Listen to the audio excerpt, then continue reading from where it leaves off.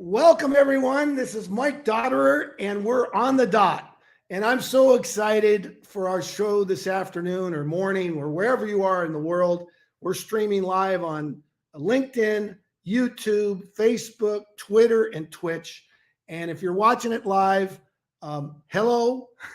And I'm not at Sunken Diamond, but that's the famous field at Stanford, and that's the famous Hoover Institute. Where Herbert Hoover, who was a graduate of I believe is in the first graduating class at Stanford. That's his tower, the Hoover Tower. And before I get started, I like to always wish happy birthday to some of our friends out there. So, because we've got a great show for you. We have, just to let you know, we have three of the greatest baseball players to play at Stanford in the Stanford's history. And they're going to be on the show. And they all hit a lot of home runs, and they're going to talk about their careers, how they got to Stanford, their professional baseball careers. We've got one that one of our guests has a World Series ring from the Boston Red Sox. So we're going to bring him on in just a few minutes here before we wish happy birthday to some of our friends out there. So let me bring the notes up. I want to wish happy birthday to my good friend Kim Hadamiya, who I believe works for Sony Pictures down in Los Angeles. Happy birthday, Kim. Happy birthday to Sherry Sims Allen and her wonderful husband, Mel, who are in Beverly Hills. Happy birthday. Happy birthday to my friend Judith Rodriguez Ruiz, as she's up in Northern California. Happy birthday to Joan Van Ark, who's a famous actress from Dallas and Knots Landing. It's her birthday. Happy birthday to fellow Stanford baseball teammate, alumni, Dr. Daryl Cass. And I don't know if these guys we're going to bring him on, but Daryl Cass is a doctor. He's a surgeon, and he has his area of specialty is to operate on babies that have yet to be born. He actually is able to go into the fetus and do amazing things. So, and he's at the Cleveland Clinic in Cleveland, Ohio. Happy birthday, Daryl, Dr. Daryl. Happy birthday to a great Stanford alum who loves Stanford sports, Mark May. And then now on to some big names. It's Roberto Duran's birthday. And Roberto Duran, as you remember, was the famous boxer that said, no mas. Happy birthday to Phil Mickelson today, who's been in the news because he's playing in that new tournament or that new league that's forming, new golf tournament. And I hope he's at the U.S. Open, big weekend for golfers. Happy birthday to my friend, fellow NFL alumni, Kansas City Chief wide receiver, J.J. Burden. And happy birthday to a guy that some of the guys we're going to bring on, we played against him. Wally Joyner's birthday today, a famous name, BYU and a California Angel. And then a couple interesting names. It's their birthday. They're no longer with us. Tupac Shakur, who was born in 1971 and passed away and transitioned in 1996. The rapper and actor, was his birthday today. And then finally, the great Stanford basketball player who perfected the one-hand shot, who was born in 1916. He's playing basketball up there right now, and that's Hank Lucetti. So wherever you are, Hank, happy birthday.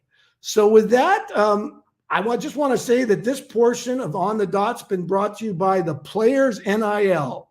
And I'm going to flash a lot of these banners down below. So if you read the banner, you'll be able to connect with the Players NIL.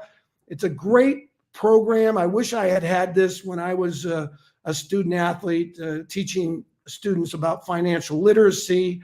Name and image and likeness is what NIL stands for. So check it out. I also want to thank Crest Cadillac and General Motors. Exciting news about the Lyric, which is an electric vehicle. And then also this portion of Dot on the Dot's been brought to you by Anesthesia, developed by Rainbolt, fellow Stanford graduate, received the highest award in biochemistry at Stanford. He's been working on this formulation for decades, and I put it all over my body. It's amazing for pain. It's just an amazing product, and I'll flash that down below. Also, thanks to Zodian.com, which teaches people about their personality. And my friends who are going to come on board here, they all have interesting personalities. I know two of the three's personalities. I don't know the other one, but we're going to bring them on in just a few minutes. And then I want to thank Numi, which is glutathione. Numi has this spray that you can spray on your face. And glutathione, I didn't know anything about glutathione, but when people look at me, they don't think I'm 61 years old. So I attribute glutathione to that, to helping me with my skin.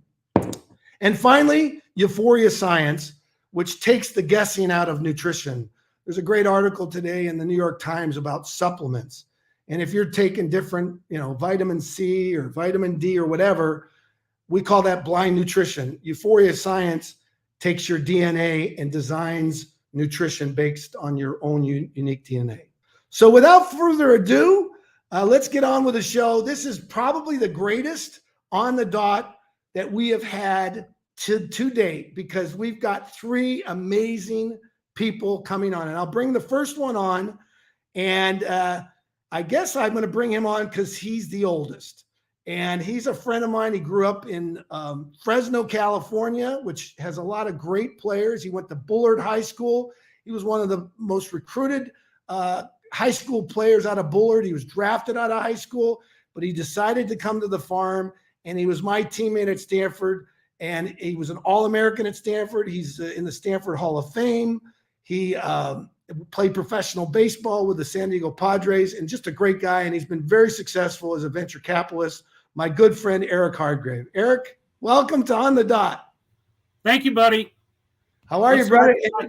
I committed to do this because you were always standing on second base. So since you're still on second base, let's go. I defer to two other guys immediately who hold higher acclaim than I do. So stop with all the embellishments and let's get to the program. Okay, great. Well, with that, I want to bring on my next guest, who is someone also I had the opportunity to play with. One of the great players to come out of Eureka. He did something in college baseball that I only think Barry Bonds is the only one I know of. He won the Triple Crown, most home runs, highest batting average, and RBI in the Pac-10. It was the Pac-10 then. And he went on to play professional baseball, and he could hit home runs. And we're going to talk about home runs because we got lots to talk about. My good friend, Rick Lundblade, who also is now a doctor of jurisprudence, and he's a great attorney. Rick, welcome. Hey, good morning, Dot. Please do not call me doctor. Okay, that's an embarrassment, so don't even consider it. Well, don't do that. Okay. Well, by the way, Rick is a beaver. I'm a Pegasus, and you're probably thinking, what does that mean? That's Zodian. Zodian is a fun way to know about one's Myers-Briggs typology. So I'm a Pegasus, which is ENFP.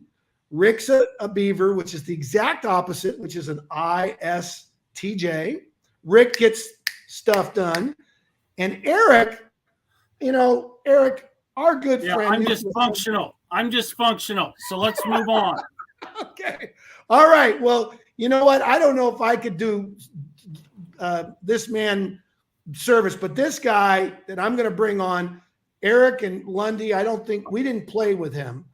We weren't on the same team at Stanford with him, but he came to the farm and he set the farm on fire. And he was, I think, correct me if I'm wrong, the first and only national player of the year. Is that correct, Lundy? I think that is correct.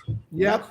Yeah, Eric, he was the number one player in the entire country, and he's going to talk about his background because he can share it better than I. And what I want to do here, guys, each one of you, I want you to embellish and tell people where where you came from, where you are today, and where we're going.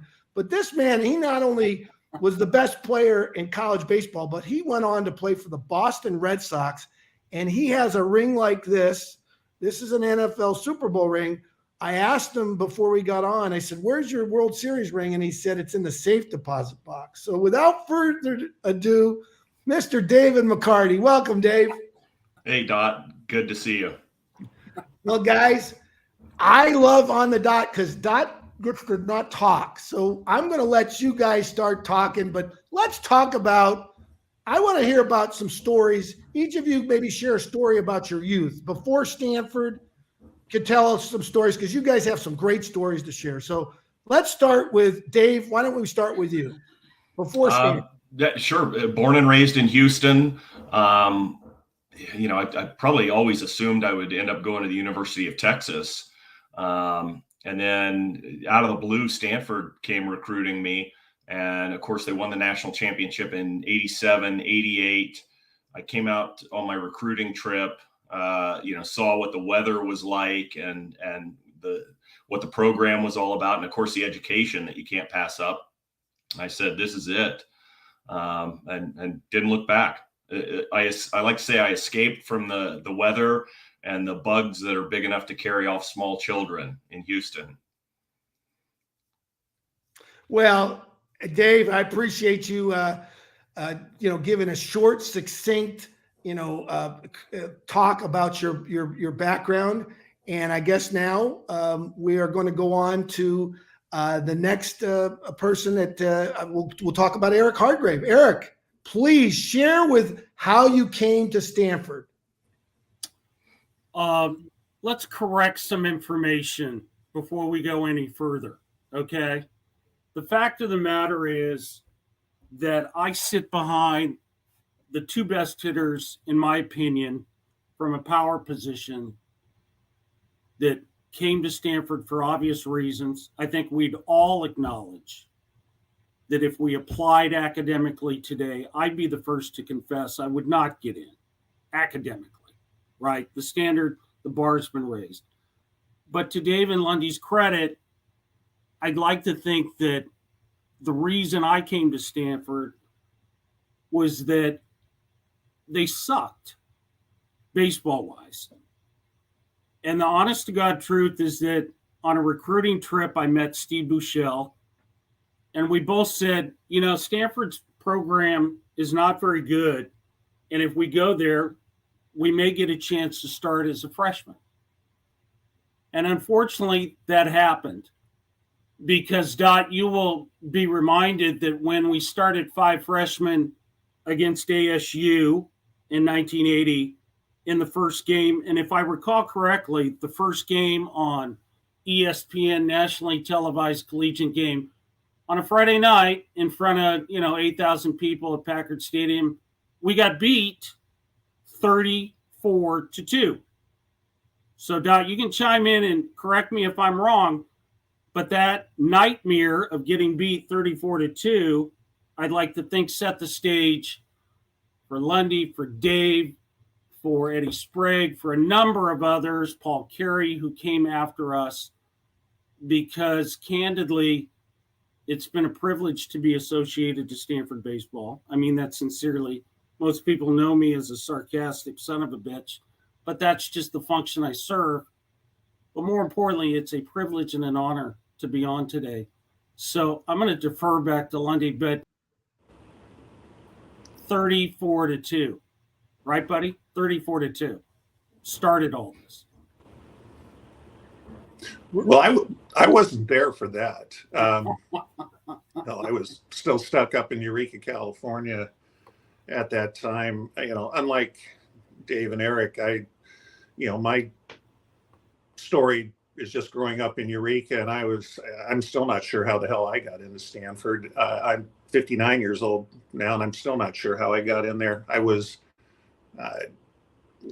growing up through high school, I was destined to either go play baseball at College of the Redwoods or football or basketball at Humboldt State University, where the basketball coach wanted me to come in and play, but I don't think a 6'5" center was going to go too far there. As Eric said, I don't think I could get into Stanford today because the academic bar has been raised so significantly. I probably got into Stanford because at that time, as Dot and Eric know, they had recruited another local ball player from Fortuna, our friend Greg Lorenzetti, and I suspect somewhere along the line there, they must have found me playing in some game and had some interest there. So my story isn't even remotely as enthralling or full of schools or scouts giving attention my way. So the choice to go to Stanford, frankly, was pretty easy. It was either Stanford or Cal, which were the only two schools to recruit me. So it all worked out well in the end. And I echo Eric's comments about being privileged to have been there and certainly enjoy following the program, even in my elderly years here. Well, guys, as you know, on the dot, I get to listen. So let's start sharing some great stories. You guys, let's talk about how many home runs you hit. We'll start with Lundy. Lundy, how many home runs did you hit when you were at Stanford?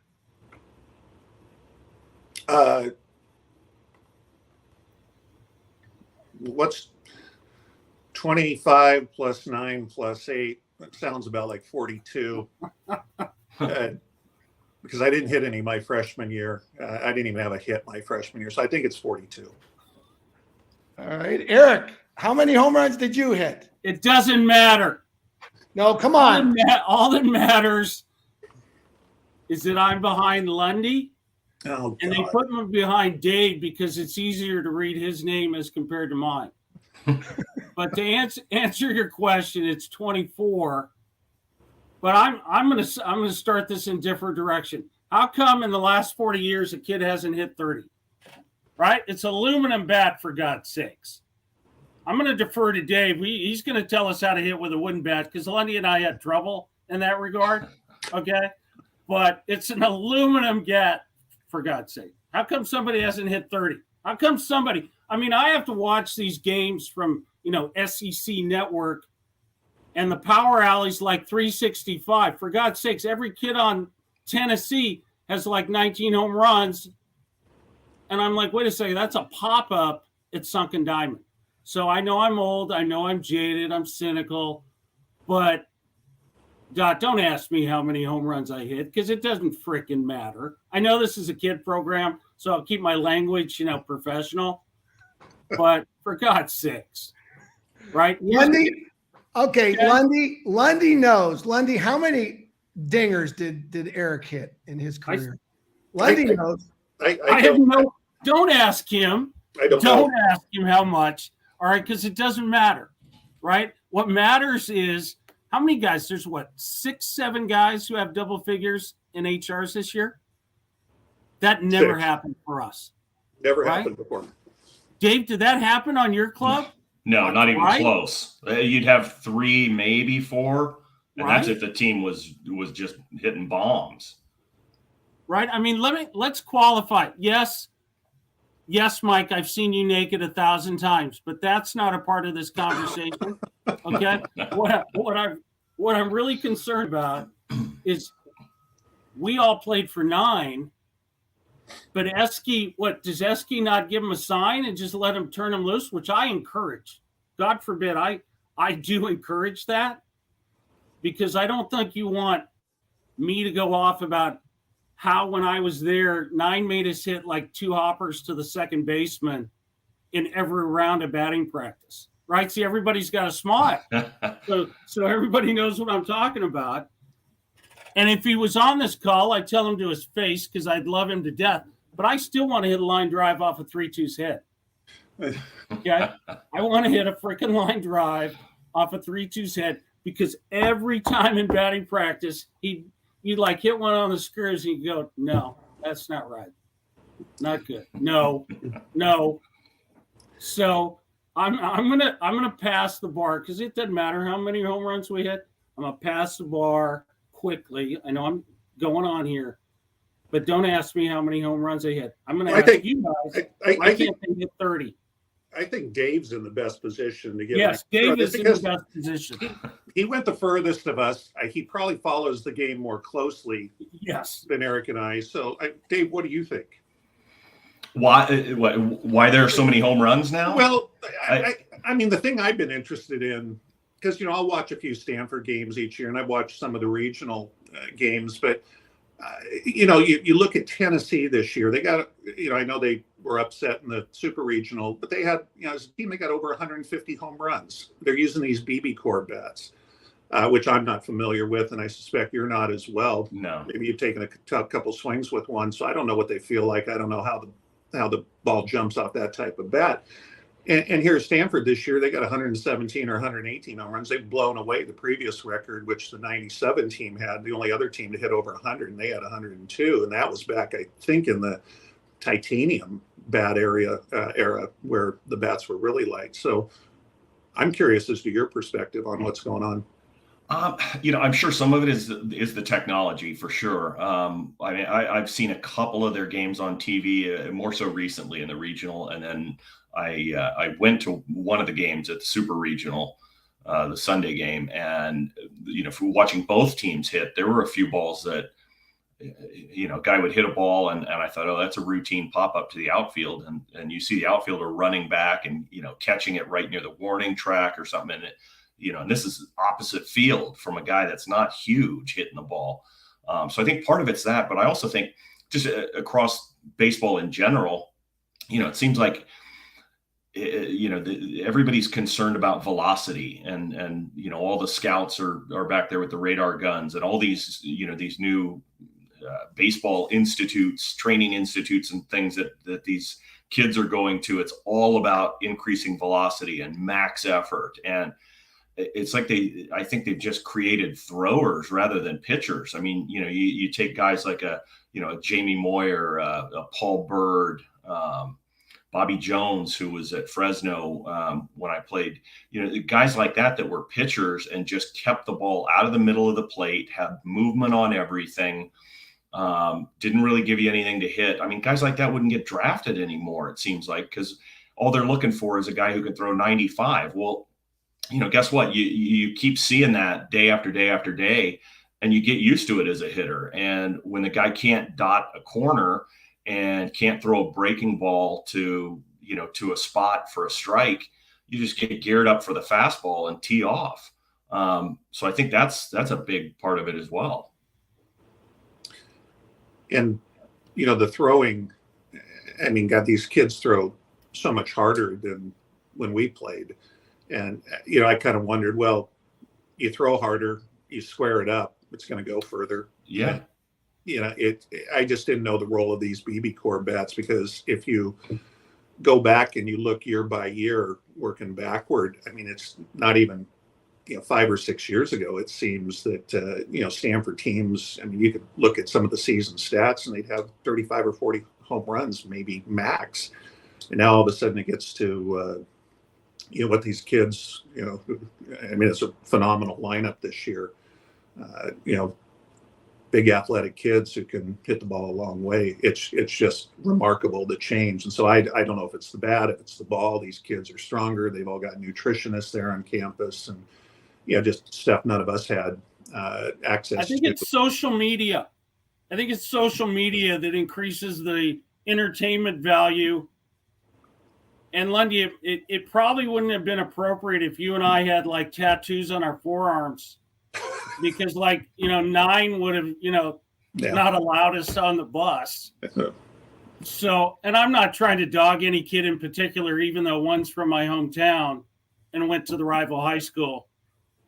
Yeah, you better butter up to him, because he's going to be rich here. Yeah, I know. And so, I should be nice to him, but in all fairness, he's a great kid. But I'm just saying, I think it's the entertainment value of where we've all seen it come, right? I mean, come on, Mike. I mean, 40 years ago, we weren't concerned about some of the things, that are going on today. I sent Lundy a text and I said, what happened to going to class, going to the weight room, and hoping to God that Nine would write our name in the lineup card?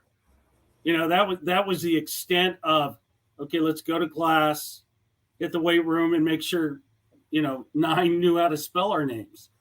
But the game's changed. The entertainment value's changed. I mean, Dave, you remember the days, maybe this is more my era, but college baseball was California schools, Texas schools, and Florida schools. Absolutely. Right? I mean, the dominance of the Texas schools, whether it was, UT and Gus Gusterson and as a Houston guy, you're probably growing up saying, Katy, Texas and Roger Clemens. I mean, I remember Roger Clemens was like maybe the 5th or 6th best pitcher on our summer league team. And Texas at the time had this guy, Tony Arnold. Dot, remember this guy, Tony Arnold? He was like 18-1 and had like a boatload of strikeouts. And Roger Clemens was in the bullpen. But, maybe I should tell the story about when we went to Texas and we had the rain. We had the rain, and like probably 6 of us should have died in the flood that happened. But we got back in time for curfew. And I never knew we had gone out for chicken fried steak, right? But, those stories, that's 38 years ago, right? But Dave, come on. It was Florida schools, Texas schools, California schools. It was for sure. And, right? Maybe throw LSU in there. Yeah. And otherwise, that was it. That's where the top players were. That's where they went. Mm-hmm. I mean, you got so much parity in the game now, in the college game, schools from all over the place and kind of second tier schools. I mean, Texas State came in Exactly. the regional and gave Stanford all they could handle. And that was a good team. Yep. Dave, you're absolutely right. I mean, I'm down the street here from Santa Clara, and as an old timer, I'll go watch batting practice because the game's boring, but let's not tell the viewers that, right? So early in the year, I'm thinking, I see the game, I'll go over, and it's Dallas Baptist, right? Dallas Baptist shows up. Don't sleep on them. They've got a good program. Dave, I'm watching BP. I think every third hit's going out of the yard on Dallas, and I'm going, whoa.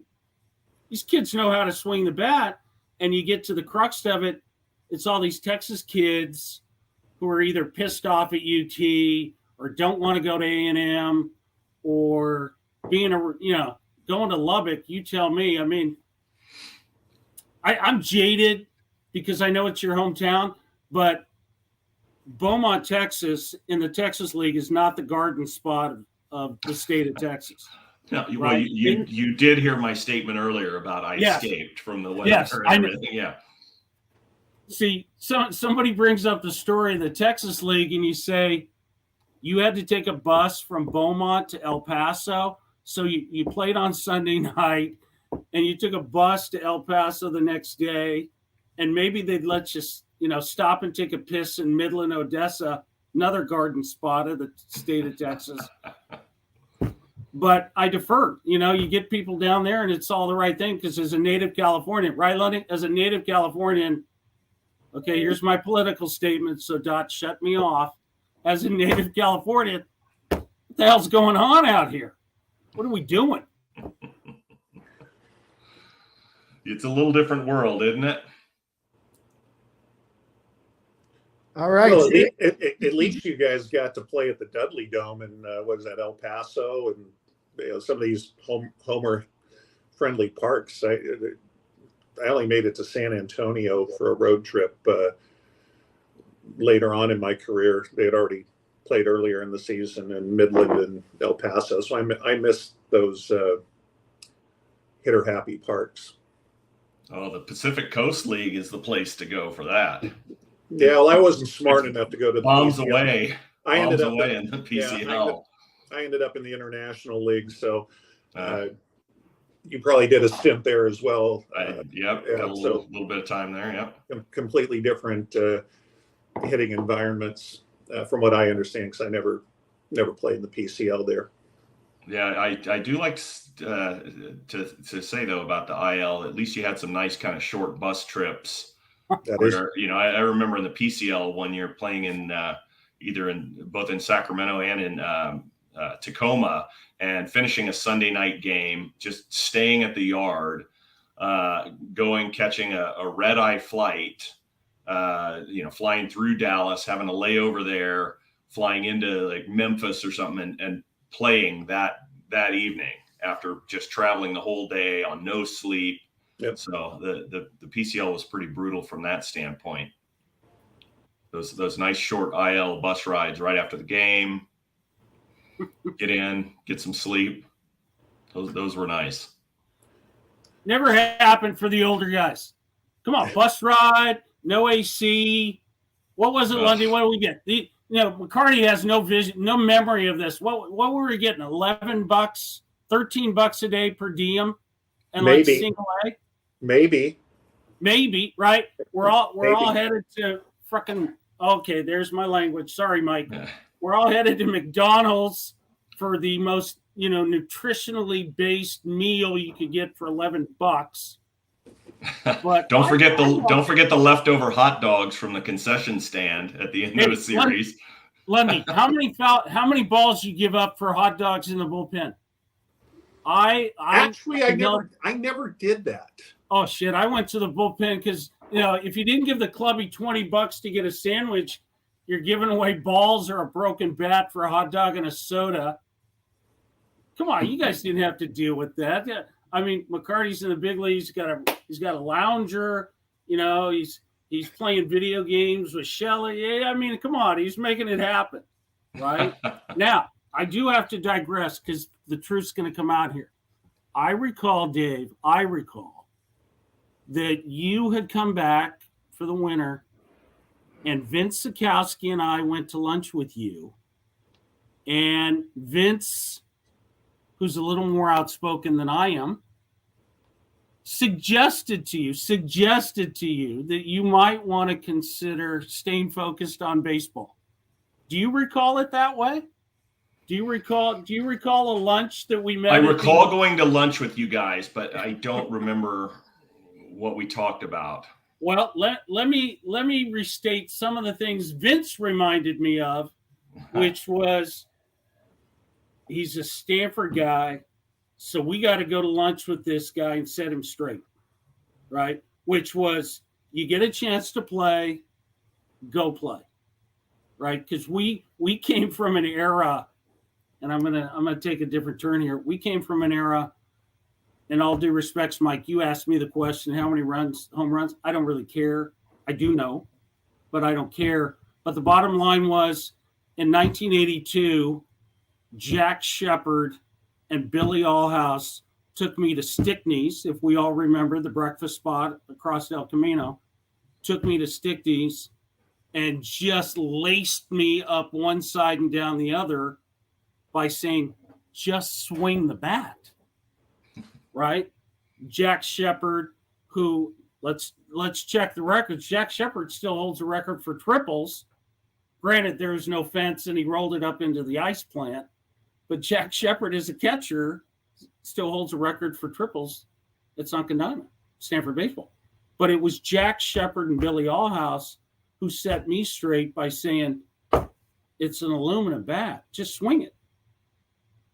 And I'm going to cut off here because I know that the one story that needs to be told, which maybe some would argue set the legacy for what the three of us and others have done, is we're playing.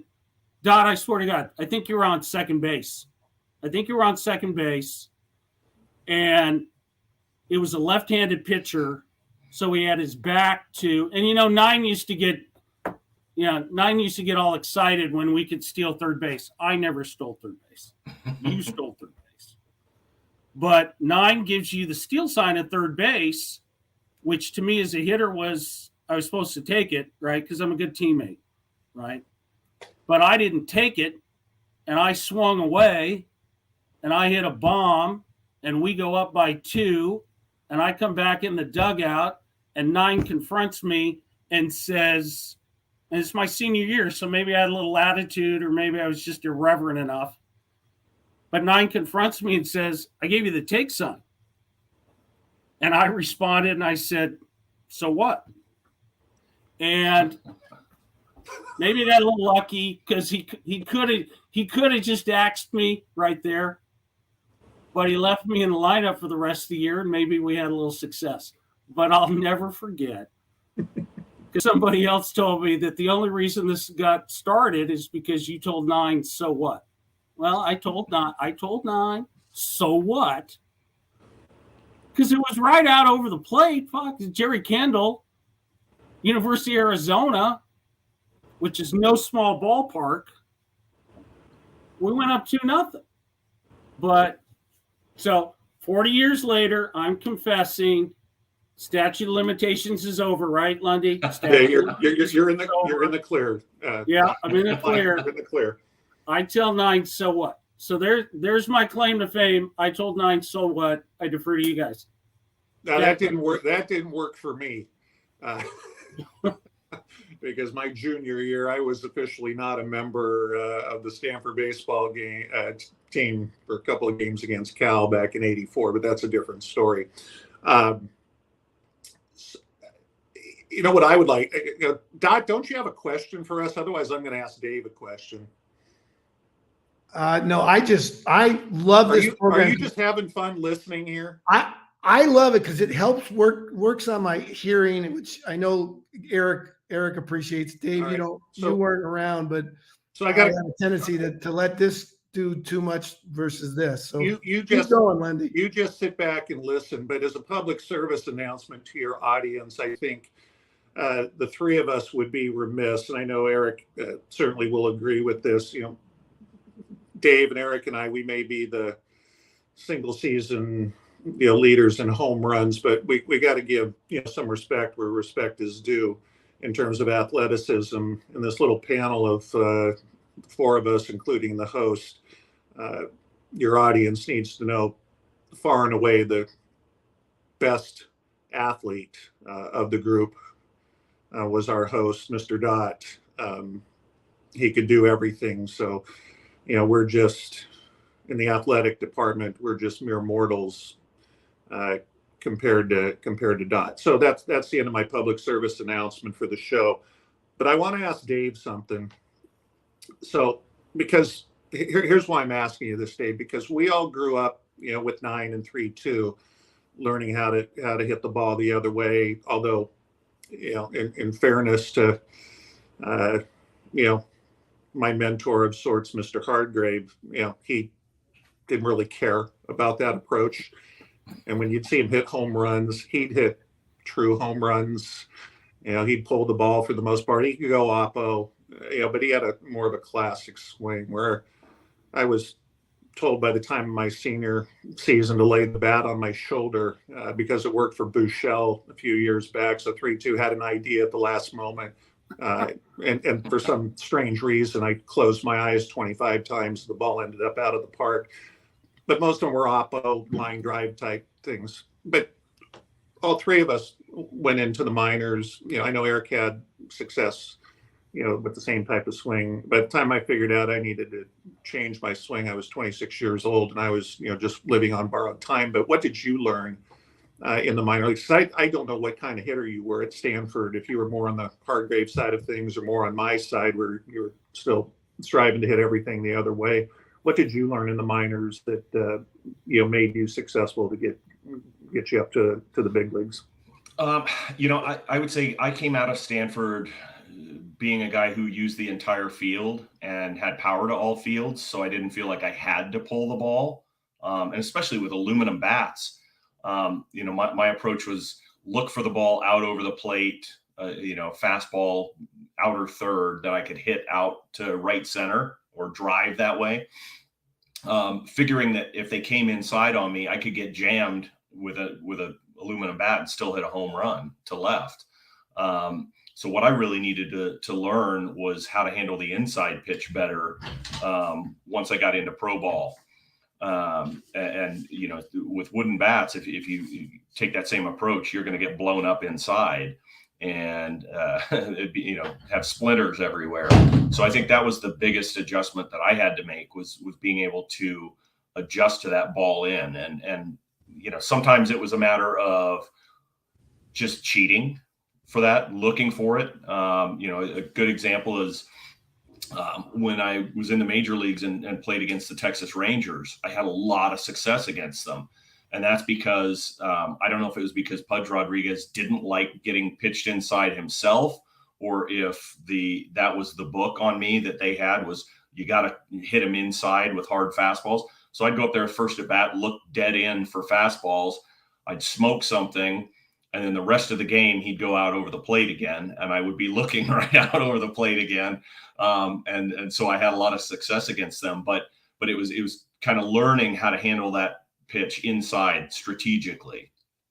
So a follow up on that for me, at some point it became apparent to me while Nine was still, running the show there, that the hitting philosophy changed completely. I'm thinking back to, I don't know, maybe it was during the titanium bat era, maybe in the 2000s or whatever, but it was easy to notice that the swings were different. And the thing I've always been curious about, because you probably captured the ear, Dave, of more people in the big leagues. My sense was, for those of us who were drafted in the 80s and maybe even into the early 90s for that matter, was, scouts were a little bit reticent to draft Stanford hitters because of the Stanford swing. But at some point that changed, and you could tell that between 9 and 3-2, they were teaching a completely different philosophy. I don't think I'm wrong on that, but what do you attribute that to being to? Was it just they realized that they weren't getting kids far enough, that they were holding the kids back, or was it just a general change of philosophy? I think it is just adjusting with the game. Power became a big part of the game and something you had to adjust to.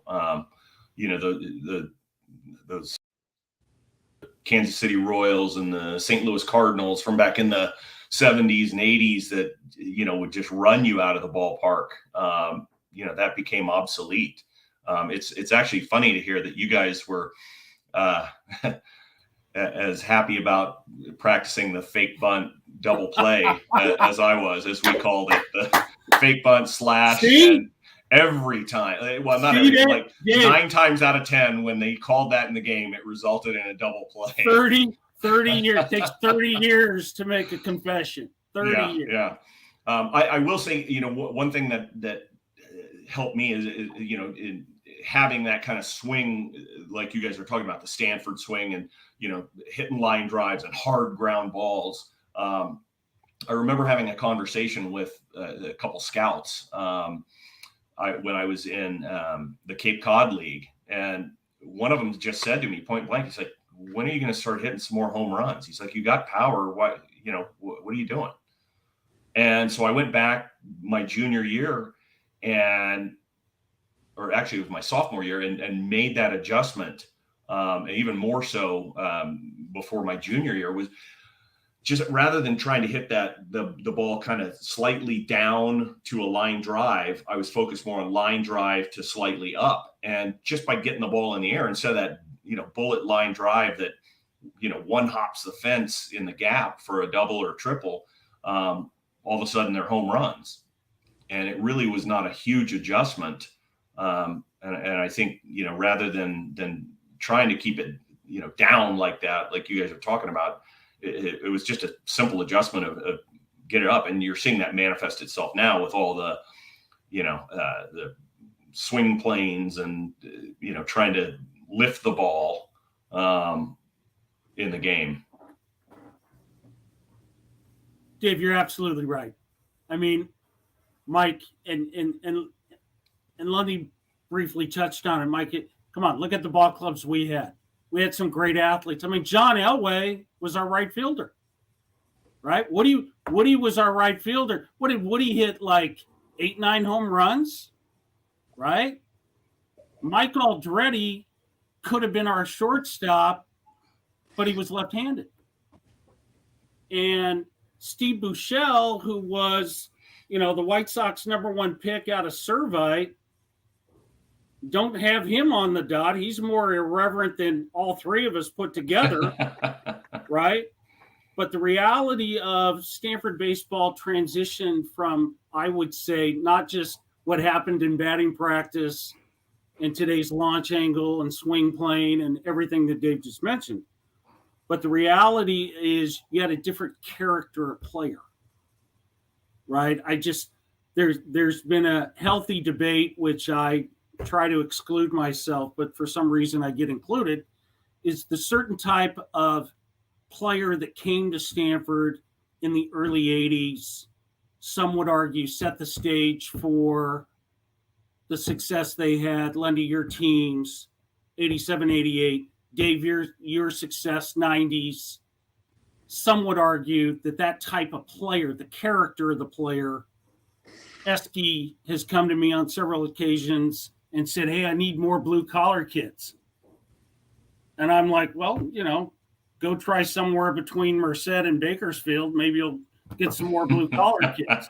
But I think the reality, I think we would all admit to the fact that the character, I'm not saying the attitude, but the character of the player changed.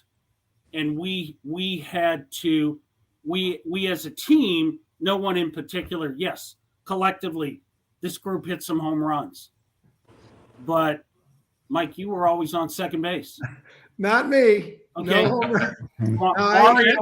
I will add, after Fletcher Jenkins. No, I remember.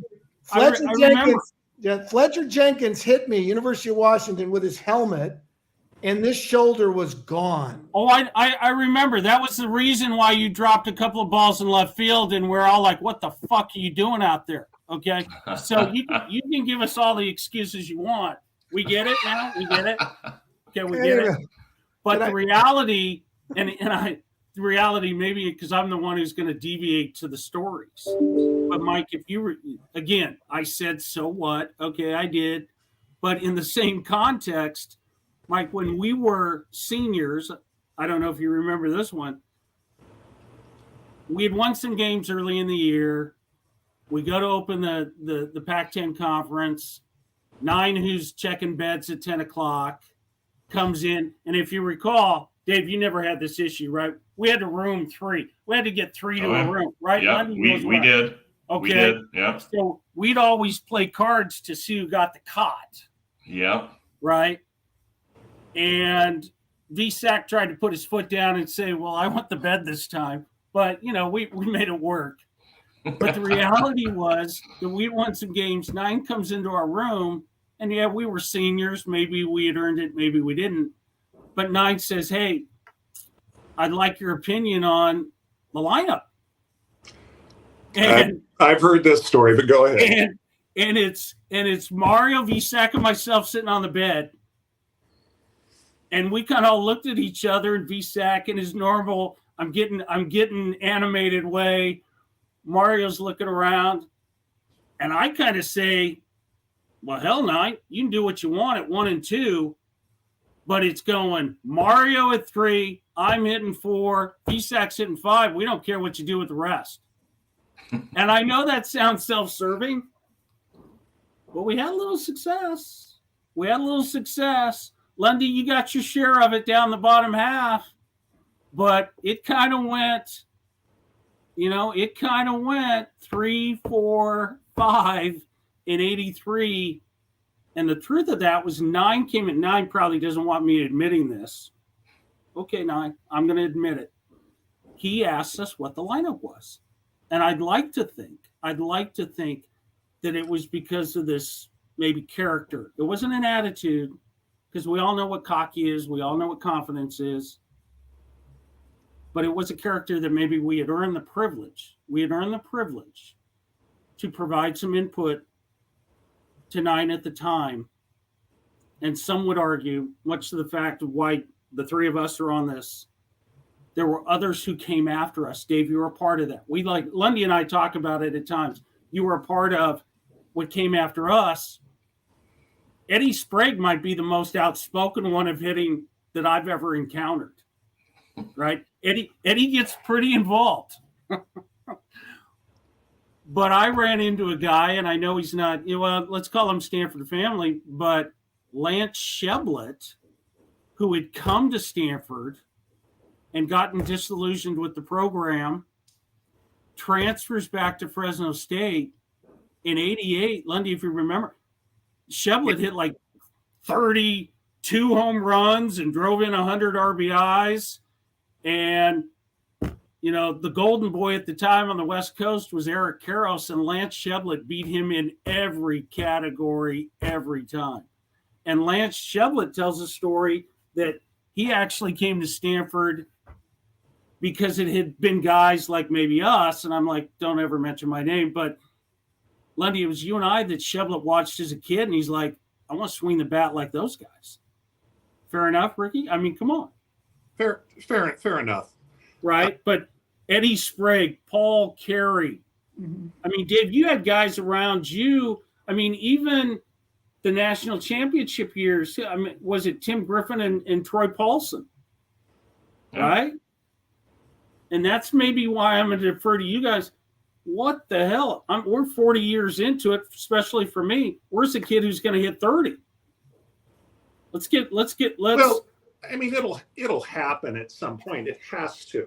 I mean, yeah, it will. Part of the problem and now.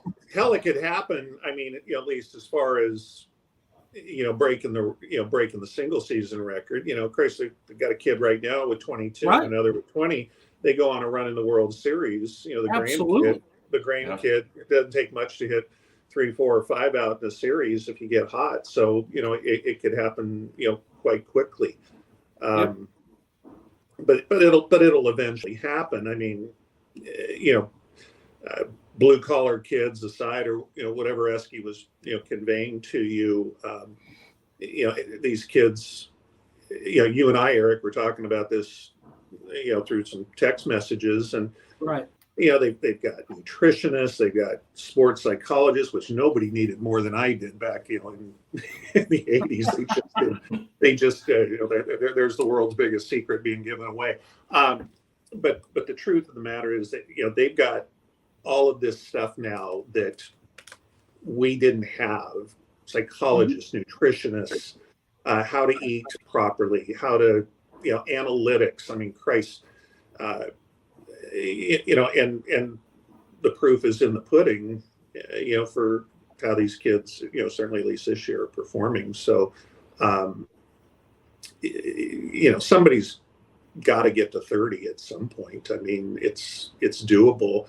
And maybe they need to add a few more games, you know, to the schedule, but, you know, somebody's eventually going to do it. Mm-hmm. Yeah, I think it's inevitable. You know, one thing I will add is, you know, I think unlike when you guys played, or even when I played, you know, a first rounder coming out of high school, my year, I think, was getting like $100,000. You know, now you're getting FU money and you're set for life. Mm-hmm. You know, I was always against kids signing out of high school, but now it's gotten to the point where, you know, if you sign out of high school, if you're a first round pick, you can be set for life, as long as you're smart with your money. No question. You know, so I think some of those kind of thoroughbred type players who would be more likely to break the records are signing rather than going to school. I mean, less so at Stanford, because, you know, you typically get guys who know the value of the Stanford education and all that provides, because no matter how good you are, you can't play forever. But I think for a lot of those guys who, you know, may not be as focused on education, you know, the really top-notch guys are signing out of high school. No question. Dave, absolutely right. The economics have changed the game. The entertainment values change the game. Maybe as the old-timer here with Mike, I'm just sick of every kid who goes to Oklahoma State who shows up with 40 home runs. I've had enough of P.D. Cavilla for how many years? And if he listens to this, he can call me up, and I'd be happy to meet him, Salinas, and talk about it.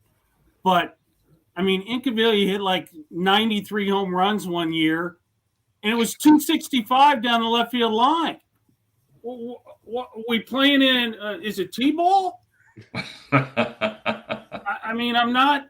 I mean, Dave, come on, Dave. University of Houston, UT, A&M, maybe not A&M, but Baylor. Those are big yards. Yeah. right? I mean, that's big boy baseball, right? I mean, let's take a California kid. I don't know the full story, but Troy Tulowitzki says, I want to help out a program, and he's showing kids at UT launch angle. Okay. Entertainment value. I mean, as a California kid, you see a California kid on a Texas roster.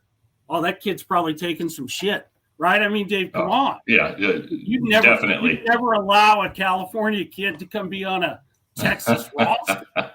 Yeah, no. Right? No.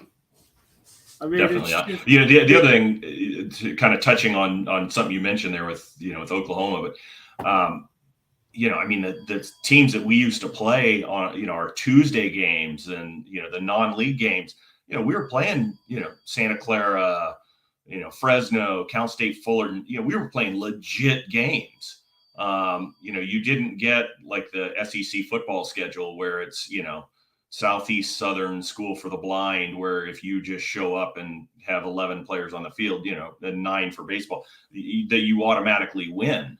We didn't have those games. And, a lot of times too, we're running out some freshman who it's his first pitching experience at the college level. And those teams are throwing their Friday starter against you just because they want to try to beat you.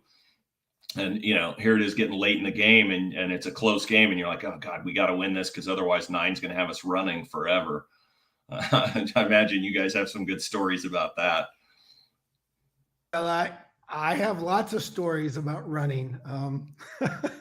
I got almost run out of the sunken diamond many times. And I know Lundy and Eric could tell you some stories about, getting 9 upset. But, what I want to share with the 3 of you guys who are just phenomenal players. And again, we talk about, I just learned this new term a few years ago, the launch angle. And I just remember when we played back in the day, it was hit the ball up the middle, try to hit it off the pitcher's head, which Eric Hardgrave did so very well. And we can talk about, he did it so well that I don't want to bring back memories, but professionally, he hit one back at the pitcher, and I won't get into details, but or go the other way, as you said, David. I loved Steve Garvey, how he used to go the other way. Well, they don't talk about that anymore, right, guys? I mean, I don't understand that. And then the other thing, the flipping of the bat, all those things that go on. Well, that gets, for me, that's a character thing from, and I'm just an old man now. So it's, I played 40 years ago. So Christ, who am I at this stage? But, the one thing I don't care much to see, from these games these days is, all the emoting, that goes on with these players. You strike someone out and you're staring into the opposite dugout, or you're chirping, or you're doing this, or you're doing that. Well, Lundy, that's just how we didn't play the game back then. Lundy, if we did that, the ball, the next time you came up, the ball would be right at your head. Or if you dated the wrong person, what was his name? Matt Young didn't like what I did with he didn't like the fact that you were dating his sister. So let's get to the facts here. Okay, 40 years, statute of limitations. Lundy's my assigned representative legally today. Statute of limitations. We're good. Matt Young didn't like the fact that you were dating his sister. And I still have stitches. Stuff went on. I still have Dave, I know you guys never had that issue, right? There's never a personality issue. There was never, Dave brings up the point. We used to play these fall ball games. You'd play Kenyatta, Santa Clara. Maybe they'd throw in San Jose State. But we play Santa Clara so many times, right? It's our freshman year. Bouchel's had enough because Bouchel's got a real quick trigger. We're starting a brawl in a fall ball game during BP. Right? I mean, just a different character kid. Yeah. And I love him to death, but there's there was a few dust ups. I'm not going to get into Lundy setting the tone, but there were a few dust up things. But Mike, you're right. Game was different. Well, you couldn't throw at the guys. I mean, they've taken that out. I mean, back then you could throw. You'd be if you tried to show someone up, it'd come right at you. So they've taken that out of the game, and it is the entertainment business. I mean, and Dave is the closest to, because Dave was in Boston, was part of changing, the Red Sox. That was the first time they won the World Series. Yeah, that's 04. Yeah. Yeah. I mean, it's entertainment. And did you guys flip the bat back? Did you do a lot of flipping of the bat back then? No. There was a little bit of it, but it was, somebody better hit a home run to win the game or something big, or there, maybe there had been, a couple guys get drilled or something, and then somebody takes the pitcher deep. He may flip the bat or something. But yeah, I mean, if you did that just for no reason, you were going to wear it. You or some of your teammates too. All I can say add on to that is, I remember my senior year, we were playing a big Tuesday game against the highly powered Hayward State Pioneers up at Hayward, and we were tied top of the ninth inning, and I got up there, and these kids from Hayward have been giving me a bad time all day. And I don't know if you guys remember the field there. It was kind of a smaller field, but it had big trees. And I knocked one completely over the trees in center field in the top of the ninth against their big bullpen guy. And I rounded third. I just looked at him coming down the line and said, "Yep, that's it. Keep talking." And nine rang me a new one after we won the game, of course. But that was usually par for the course. So what? But back then. So what? Lundy, that guidance to swinging the bat, if I recall, against Hayward State, came from the fact that a couple of years earlier you tried to fucking drag bunt. No. And what did I tell you? No, here's what happened, because I loved hitting at that part. 2 years. See, earlier, Dave, there's a little bit. We got to come play. No, 2 years earlier, we had another weekend game up there, and I hit a bomb over those same trees at the same spot, center field. It was like 380 to center, but you had 60 feet of trees to clear.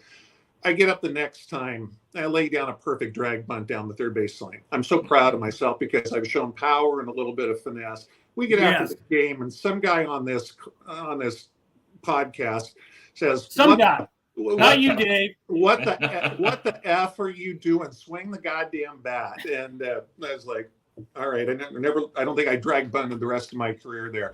And, Ever.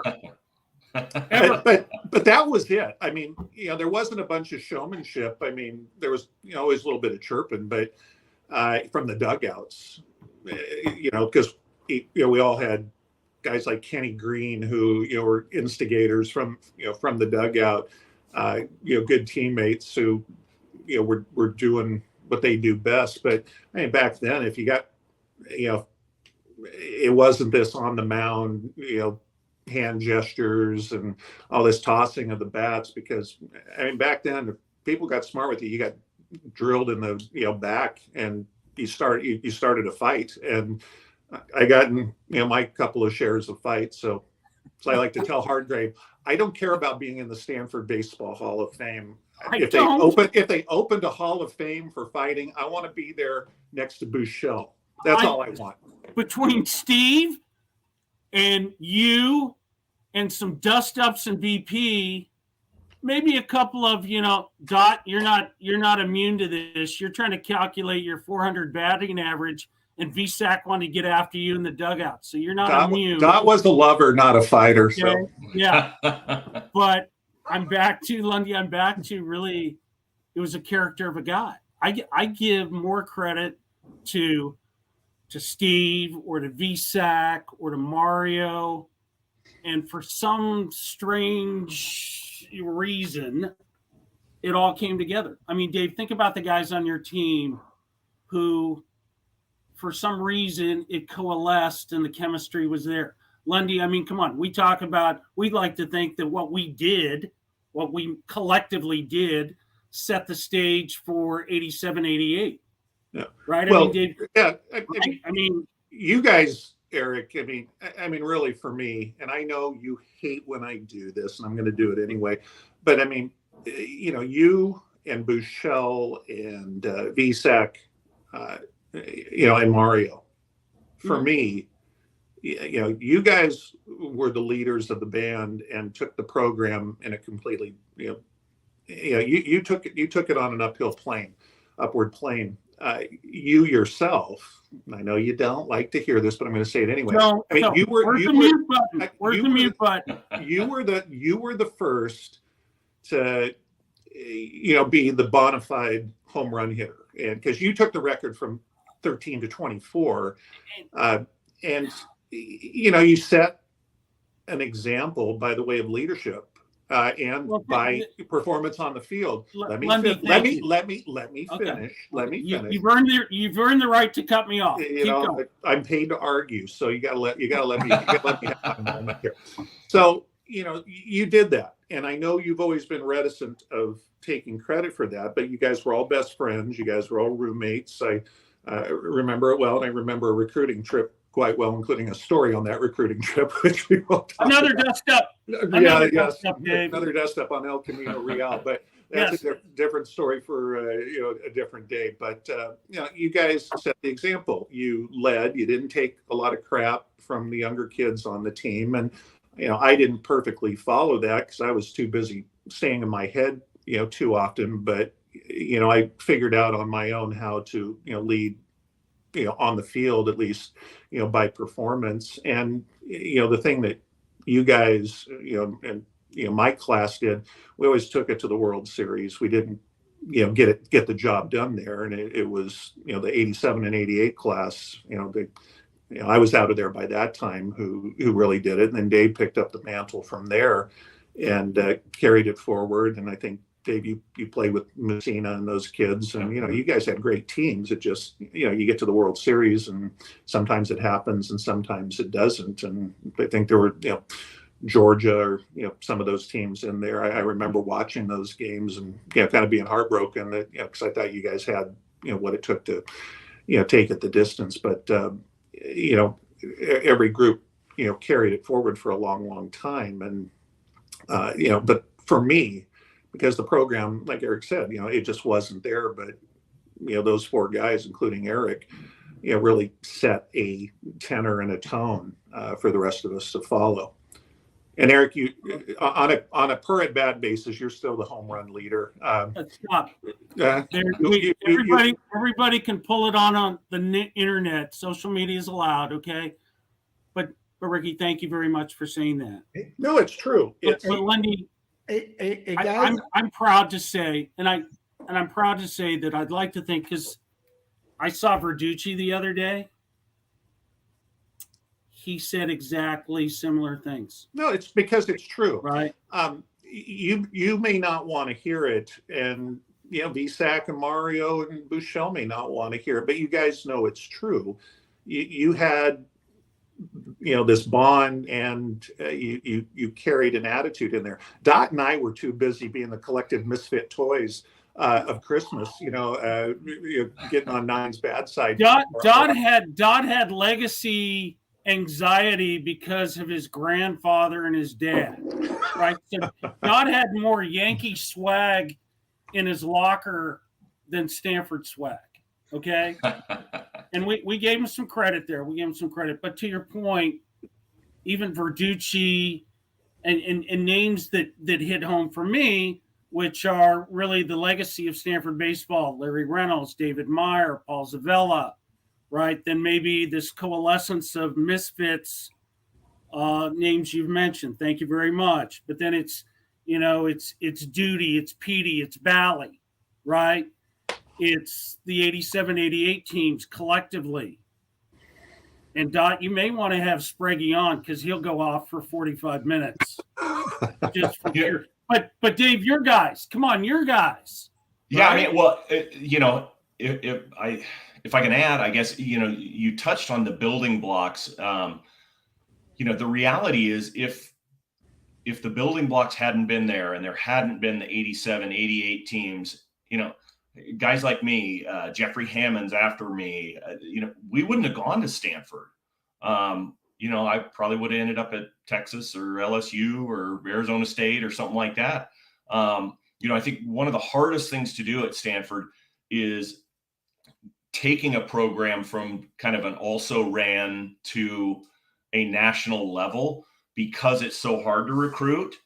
But once you do, and you kind of create that machine, it kind of feeds itself. Once they got guys like you two in there and Dot, and then Ed Sprague and, Paul Carey and all those guys, Bouchel, that kind of built the program up, then it became kind of a no-brainer for guys that came behind you who, if you're smart enough to get into Stanford and you're good enough at your respective sport, it becomes a no-brainer. Because if you then go on and play your sport professionally, great, you're set because you've come out of a top program. But if you don't, you got your education to fall back on. But I think building that is the hardest part of it. And having those building blocks like you guys who came before us is so important. And that actually leads me into something else I do want to address. And Carla Lundblade, I assume your wife, Rick, brought up in the comments, there are some mental health risks posed by transitioning out of sports, such as anxiety, depression, grief, and insecurity. To help current players, can you gentlemen speak to your own experiences?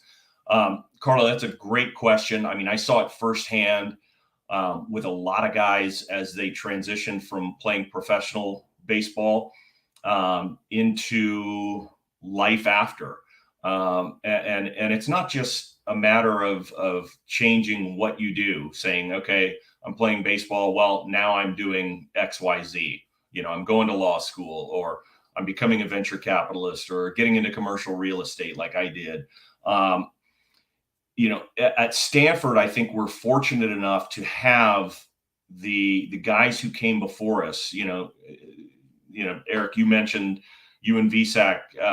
You guys, you may or may not remember, but in '99, I had just spent the whole year in Toledo, AAA for Detroit, and was kind of, we just had our second child, and I was thinking, man, do I really want to keep going with this?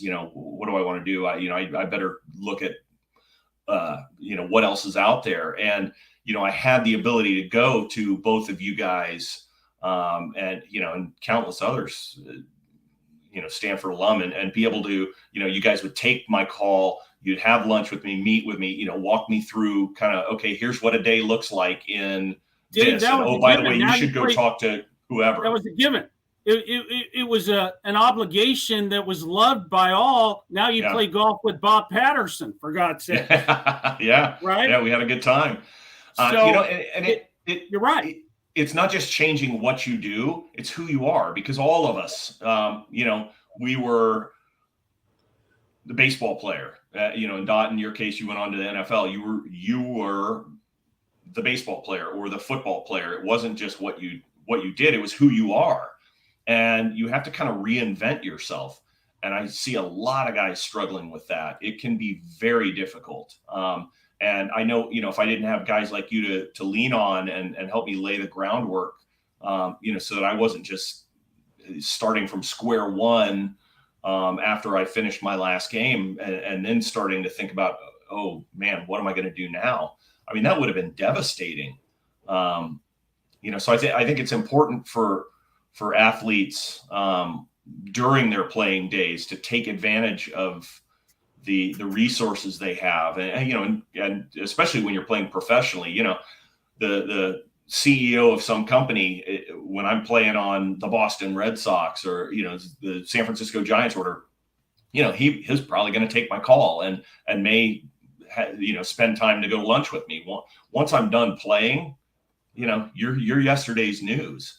So I think players really need to take advantage of the opportunities that they've got, through, charitable work too. You meet a lot of kind of important people in the business world when you're doing your charitable work, when you're still playing. I think it's huge for athletes to think about what's next while they're still playing.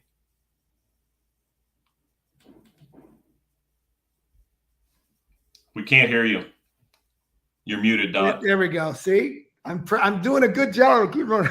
That's a great segue, Dave, to plug the players nil.com. And I encourage you and Eric and Lundy and anyone that's listening right now, if you have kids, if you have young kids that or student athletes or even someone that's into professional sports, I encourage you to go to that website because they have the 5 pillars, and the 5 pillars is a curriculum. And one of the pillars is something that I just started to learn about. I think Lundy knows this and Eric knows it very well. Dave, you don't know it, but I wasn't taught about financial literacy. And when I went to Stanford, accounting, I just couldn't stand it. And I look back and I should have said, no, accounting is the language of business. And I should have applied myself, but I didn't know. And now we have the tools, David, to really help a lot of our youth not make the same mistakes that we've made. And the transition can be easier. And I really do believe, because the money's so big, I mean, you really have to be, the money that, and I guess there's still horror stories out there, but you know what? I would like, and the great thing about On the Dot is I don't talk, as you can see, too much. But what we can talk about anything we want. We're not breaking for a commercial other than we have these little ticker tapes down there. But let's just talk, because there's people out there, and I know this is a segue, but can we just talk a little bit about the College World Series and what Dave Esker and what, the teams that are going to the College World Series? What do you guys think? I just had it On the Dot earlier today with a coach from the University of Alabama that's coaching here in the Cape Cod League. His name is Steven Rosen. Very interesting guy. And he believes that Notre Dame is going to make it to the finals. Can you imagine if Stanford, if our alma mater makes it and it's Notre Dame and Stanford in the finals? I think that the Nielsen ratings for ESPN, whoever broadcasts, are going to be through the roof if that happens. Do you guys think that could happen? It definitely could happen. Once you get to I'll call it playoffs, whether that's the College World Series, the regional, super regionals, playoffs in professional sports, it's all about what team is hot. It's not always about what team's the best. Because, Eric, you mentioned earlier our team in 1990, hands down, we had the best team in the country. I mean, you go on and look at the professional success that guys had from that team. Dave, you had all the guys. You had all the guys in 90. Yeah, but we happened to hit our slump right towards the end of the season. We still had enough just overwhelming talent to make it through the regionals to get to the College World Series, and still ended up coming in, tied for third. But that was the worst we played all year. Yeah, I mean, if we played just half as well as we could have, we would have won. Mm-hmm. But that's why you play the game. It's not done on paper. It is based. It's it is who's baseball. hot. Yeah, it's baseball. Who's hot? Yeah. Well, the biggest thing, I mean, when you get to the World Series, any of the 8 teams can win. I mean, I don't think that's changed in 40 years functionally. For Stanford to win it, I think everybody would agree. The pitchers have to pitch, especially the starters, from what I watched. And I watched quite a bit of the, super regionals. And, they've got kids who are capable. And I don't think I'm giving away any house secrets here because I haven't talked to Eski or anything like that. But, the starters can go deeper into these games and they pitch to their capabilities. The team's going to hit. I mean, they're going to face a little better pitching. It's an SEC heavy World Series and, they got a lot of arms, but, those kids can hit. Can they pitch? The relievers, Dowd and Matthews and Bruno, all those left-handers, they just carried the team through that super regional. And, I don't know what Eski is going to do, if he's going to just pitch bullpen games, and I doubt it, but, he'll certainly give Williams, I'm sure, the first start there because the kid's proven over time, that he's capable of pitching good games. But, if their pitching is going to carry them as far as they'll go in this tournament.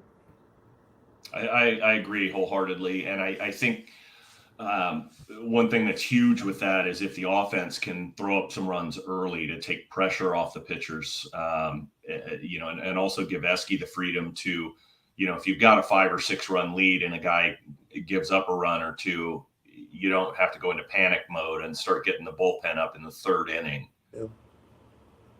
No, you guys are right. I guess the only thing maybe is the elder statesman. You're putting a lot of pressure on a kid and a lineup to score 10 just to stay close, right? I mean, the anxiety. You're in Omaha. It's the Final Four. It's the national title. Anything can happen, as we guys know. You hope for win one, get a little weather delay, get an extra day to rest. But I sense Lundy and I send texts around each other. But it's like, oh, my God, you got to score 10 just to stay close. And we've watched something over the last couple of weeks. It's like, okay, we're in the 7th, and here we go. That's a lot of pressure to put on what I would say has a younger lineup, right? When's the last time you guys saw a freshman kid hit 18 bombs at Stanford? Yeah. Hey, let me just mention this freshman kid, Brandon Montgomery. Have we ever had a player from Alabama whose father played football at the University of Iowa? And I guess his lineage is they were football players. And this kid grew up in Alabama. And he when he comes up, I don't think I've ever seen a freshman like that. Because he's following your lead to not have brain syndrome by playing football. Yes. Okay, kid got smart. You're killing this kid, Dot. In terms of his name, and he's from Mississippi, but it's Braden Montgomery. But that's okay. That's a lot of concussions. We get that. We'll give you the benefit of the doubt. Okay? Braden, it's not his fault. He doesn't know better. I just think that, and maybe to stuff that Lundy and I talk about, and we're going to include you, Dave, in this text. God forbid we get carried away. But it's the pitching. Boy, you put a lot of pressure on the lineup. And like you said, you can get out early, pressure off, because if you're thinking you gotta land this plane 7th, 8th, and 9th inning, that's a lot of pressure on a kid. But Eric, I don't think, the good thing the team's got going for them is they were just there last year. So no question. Most of these pitchers pitched meaningful innings in the series last year. Right. The hitters are mostly the same hitters, except for this Montgomery kid who's just remarkable. I mean, I watch him swing. I mean, the three of us, we're going to be numbers 2, 3, and 2, 3, and 4 here very shortly, regardless of who it is. But it's probably going to be that kid because he's just phenomenally quick and just got a beautiful swing, especially from the left-handed side. He's got a swing that can hold up in a pressure circumstance. So it's just a matter of whether these pitchers, from my perspective, can turn it around. They've got plenty of experience. All these kids have been there, so they're not going to be awed by playing in front of 20 or 30,000. Okay, I'm going to correct myself. Braden Montgomery from Mississippi. That's correct. May become the next Dave McCarty. He'll get the what do you think? So we're going to give you the benefit of the doubt that you had 2 strikes on there and you fouled one off, Mike. So. Just from our class, we're going to give the benefit of the doubt because it is social media. You can pull it up in front of you and save yourself. Okay, you can save yourself. But to Dave's point, that team in '90s was loaded.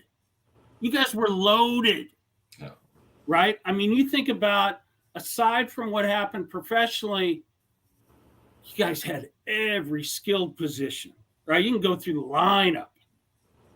Right, partner? I mean, yeah. Oh, yeah. Paul Carey, Tim Griffin, Troy Paulson. Right. Holbrook was at third. I was at first. Yeah. We had Jeffrey Hammonds in center. Tallman catching. Paul Carey was back for his senior year. Exactly. That squad was loaded. And then the pitching. I mean, there were 4 or 5 guys from that pitching staff who got big league time. Yeah. Messina, Spencer, Dave, I got to tell you, I mean, I had been washed up long before then, but I thought Stan Spencer was the biggest freaking stud. I was like, thank God I didn't have to face this guy. It's like I get these ESPN highlights shoved up my butt all the time about Tennessee. You know, I don't know if I want to face Joyce, maybe, but Stan Spencer was a man. Oh yeah. Right, Dave? I mean, come on, you guys. Yeah, it's too bad he had arm trouble because, you know, he got some big league time, but he could have had a really good major league career. Yeah. I mean, that guy, and what a gamer too. Did he have the Tommy John? Would he have benefited? I don't remember if it was his elbow. I'm thinking it might have been shoulder problems that got Stan. Yeah. Well, the shoulder, I'm an expert in shoulders. As I said, Fletcher Jenkins, and I don't know if you gentlemen know this, the most complicated joint in the human body is the shoulder. I thought it was the thing on both shoulders, but that's another. Well, that's true. That's true. Okay, so I'm gonna have to make this practicing Catholic confession. I have the most grandkids of this screen. Okay, Dave, I know. Don't get started. Don't be in a hurry. But I have. I'm not ready yet. I have the most grandkids, and I've received 4 texts because I got an issue. I got to go pick up a 12-year-old at summer camp. So, Mac, you can dock my pay. You can never invite me back. I don't give a crap. No, here's what we're going to do. Here's what we're going to do. Here's what we're going to do. Continue. No. Here's what we're going to do. Here's what we're going to do. You get 1 minute to say whatever you want. You get the last word, and Dave and Lundy don't leave. So, Gert, there's people listening right now. Eric Hardgrave, Stanford Hall of Fame, great baseball player. You get a minute, Eric, to say whatever you want to say to the audience. Go. I got 30 seconds. It's this quick. Mike Aldretti, Vince Sikowski, Steve Buechele, Daryl Stevens, John Elway, Mike Daughter. We didn't have any pitching. Let's just face the fact. We didn't have any pitching. I'd like to think, and others have acknowledged it, but you guys know me. I'll talk smack before I'll tell the truth. It was a privilege to play. It was more of an obligation and an honor to graduate. I will do anything for the program except give Brock Jones money and a birthday card. And I will always be loyal to the program, whether it's 9 Esky, 3-5, who was the frickin' glue, and anybody who comes after that, especially 3-2, even though I love him to death, but I do still want to hit a line drive off his head. Gentlemen, it's been a privilege. It's been an honor. I have your phone number, so you may get a text from me. Dot, thank you for organizing, but I got to go get a 12-year-old, and that's all that matters to me. You're a good grandpa. I try. I'm a horrible grandpa. You're a great grandpa. We're going for a Slurpee, my man. I'm right. looking at the text. We're getting a Slurpee. Then we're probably going to both Chick-fil-A and In-N-Out for lunch. So right. don't tell me about nutritional value. I got to go. Love you, Roscoe. Be good. See you guys. See you. Love everybody. Love you, Roscoe. Okay, bye-bye. All right. Well, guys, now it's let's see here. I guess you know what? We got to go with the I'm just thinking here, Dave or Rick, you guys get the last word. So who would like to go first? Well, save the best for last. He's the record holder for single season home runs. So let me go. Go. All right. So not baseball related first. It was touched on a little bit, but I think it is borderline criminal that our kids come out of high schools in America without having financial literacy. They should know how to balance a checkbook. They should know what a stock is, what a bond is. I think it would help our country immensely. And I'd love to see some change happen on that front. And then beyond that, I wish the current team all the luck in the world. I'll be watching, rooting for them. And, I've got very similar feelings about the program as the ones that Eric touched on. Love the program. I'm always available for them. We'll do anything for them and wish them the best. And Dot, thank you for setting this up. It's been a lot of fun. Well, that's tough to David, follow. we love you, brother. Go Card. That's deep. That's hard to follow up on.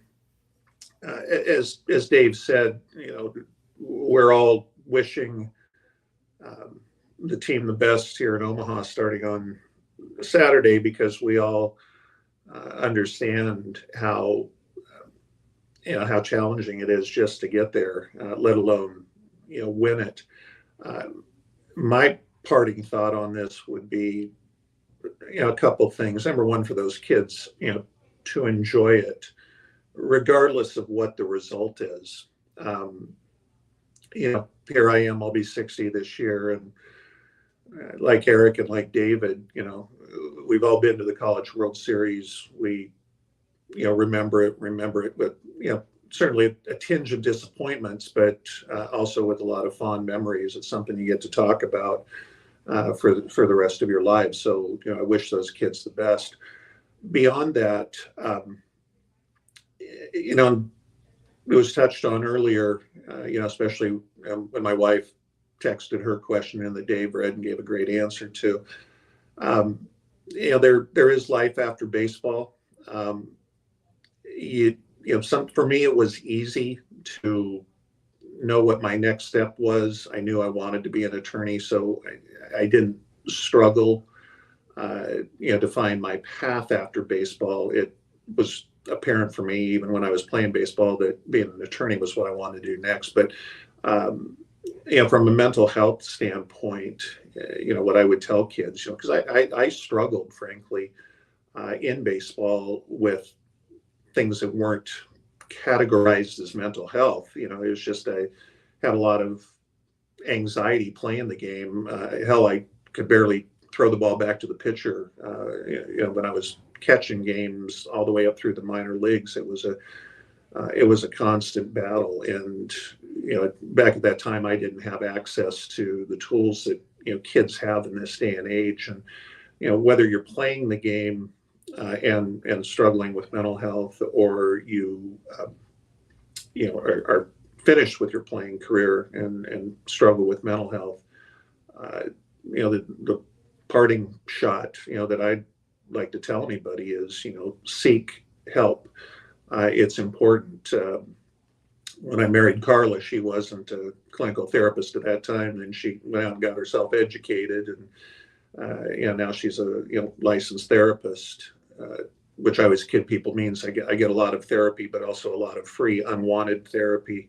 I wouldn't recommend you get it from your spouse, but there are tools out there for kids, for athletes, for people in general, to try to keep yourself in the best frame of mind and use those tools that are available out there, because it's tough, to try to deal with these things on your own. I've had experiences, with that, challenging experiences. And, I think the biggest thing I can tell people is don't be afraid to ask for help.